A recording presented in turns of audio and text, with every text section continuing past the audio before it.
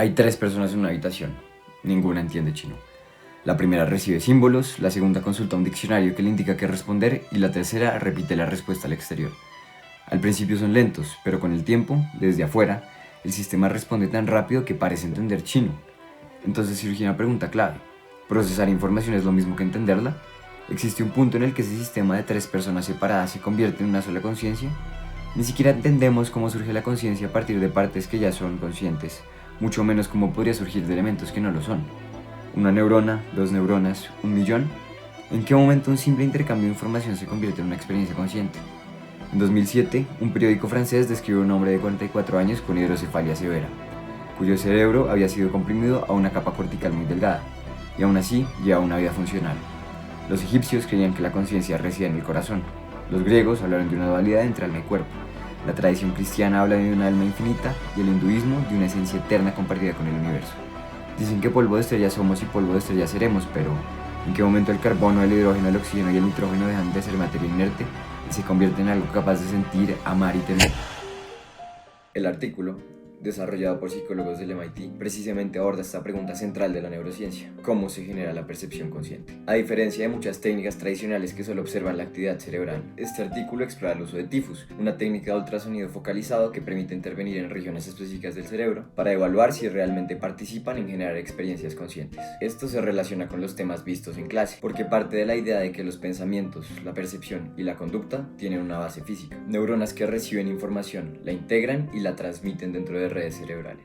Actualmente, las principales herramientas para estudiar el cerebro y la conciencia son EEG, fMRI y TMS. Cada una permite observar aspectos distintos, pero también tiene limitaciones muy importantes. Empezando por el EEG, pues el EEG mide la actividad eléctrica cerebral con muy buena resolución temporal, lo que permite ver cambios en milisegundos. Sin embargo, tiene una baja precisión espacial, por lo que no permite ubicar con exactitud dónde ocurre la actividad. La fMRI ofrece lo contrario, ya que tiene una muy buena resolución espacial para identificar qué regiones se activan, pero baja resolución temporal. Además, no mide la actividad neuronal directa, sino los cambios en el flujo sanguíneo, lo que limita la interpretación de este examen. La TMS permite intervenir el cerebro y acercarse a relaciones causales, por ejemplo, alterando la percepción al estimular ciertas áreas, pero su alcance es muy limitado, ya que tiene baja precisión espacial y no puede llegar bien a estructuras profundas. El punto clave es que muchas de estas técnicas muestran correlación, más no causalidad. Es decir, una región puede activarse durante una experiencia consciente, pero eso no significa que sea necesaria para generarla. Por eso surge la necesidad de herramientas como el TFUS, que permite estimular el cerebro de forma no invasiva, con mayor precisión y alcanzando estructuras más profundas. Esto abre la posibilidad de estudiar mejor qué regiones son realmente las causales en la conciencia.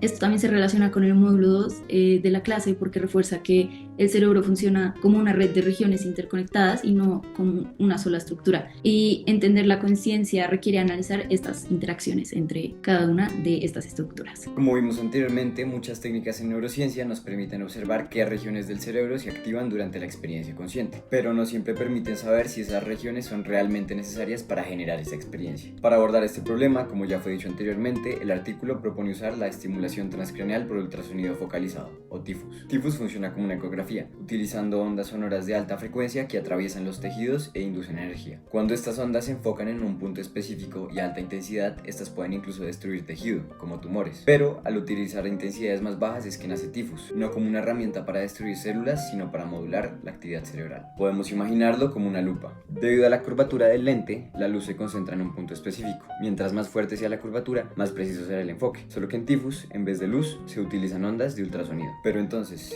¿qué hace exactamente TIFUS en las neuronas? Como vimos en el módulo 1, las neuronas se comunican mediante potenciales de acción y neurotransmisores, utilizando canales iónicos que se abren y cierran para controlar el voltaje de la célula. Se cree que las ondas ultrasónicas ejercen presión mecánica sobre la membrana neuronal y los canales iónicos, haciendo que sea más fácil o más difícil que estos se abran. De esta forma, TIFUS puede aumentar o disminuir la probabilidad de que se genere un potencial de acción, modulando así la actividad cerebral. Sus principales ventajas son que es una técnica no invasiva, no requiere abrir el cráneo ni implantar dispositivos y además posee una resolución milimétrica, permitiendo estimular regiones muy específicas sin afectar todo el cerebro. Otra ventaja fundamental es que puede alcanzar estructuras muy profundas. Esto es especialmente importante porque muchas teorías actuales de la conciencia proponen que esta nace de una interacción entre regiones corticales y estructuras profundas. Esto conecta directamente con el módulo 2, en donde vimos que el cerebro funciona como una red de regiones especializadas que colaboran entre sí.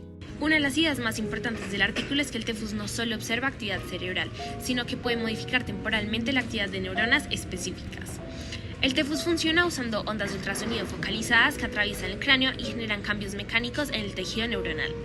Estos cambios alteran la actividad eléctrica de las neuronas y pueden modificar la liberación de neurotransmisores. Ahora, dependiendo de los parámetros utilizados como duración, frecuencia, intensidad y zona estimulada, el efecto puede ser excitatorio o inhibitorio. Es decir, puede aumentar o disminuir la probabilidad de que las neuronas generen potenciales de acción. Y esto se relaciona directamente con conceptos vistos en clase, como sinapsis, potenciales de acción y neurotransmisores excitatorios e inhibitorios. Por ejemplo, el glutamato favorece la activación neuronal, mientras que el GABA actúa como un mecanismo inhibidor o pues de freno. El artículo también menciona que el TEFUS ha logrado modular regiones relacionadas con funciones sensoriales, motoras, cognitivas y emocionales, incluyendo corteza visual, tálamo y amígdala. Una de sus mayores ventajas es que permite obtener evidencia causal. Es decir, si una región cerebral es estimulada y cambia la percepción o el comportamiento, esto sugiere que esta región participa directamente en la función estudiada y no solo se activa al mismo tiempo.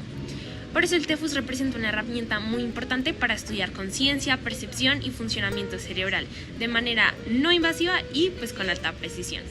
Hasta ahora ya sabemos qué es y cómo funciona, pero la pregunta que nos trae hasta aquí es cómo se genera la percepción consciente. Durante décadas, la neurociencia podía observar el cerebro, por ejemplo con electroencefalografía y resonancia magnética, y ver qué regiones se activan cuando una persona percibe algo conscientemente. Pero observar no ha sido suficiente. En lugar de solo ver que una región se activa, con esta técnica podemos modularla, activarla o inhibirla, y observar si la percepción consciente cambia. Si cambió, entonces esa región no solo estaba presente, era necesaria. Ahora, ¿por qué esto importa tanto? Esto es porque hay teorías que llevan años debatiendo sobre dónde y cómo nace la conciencia. La primera, Global Workspace Theory, propone que una experiencia se vuelve consciente cuando la información se distribuye ampliamente a través de redes cerebrales, especialmente las cortezas de asociación frontal y parietal. Según esta teoría, el procesamiento local en una sola región no es suficiente para generar conciencia. La Integrated Information Theory propone que la conciencia depende del nivel de integración de información dentro de un sistema. No importa cuántas regiones se activen, sino que tan interconectadas e interdependientes están entre sí. Esta teoría cuantifica ese nivel de integración con un valor llamado phi.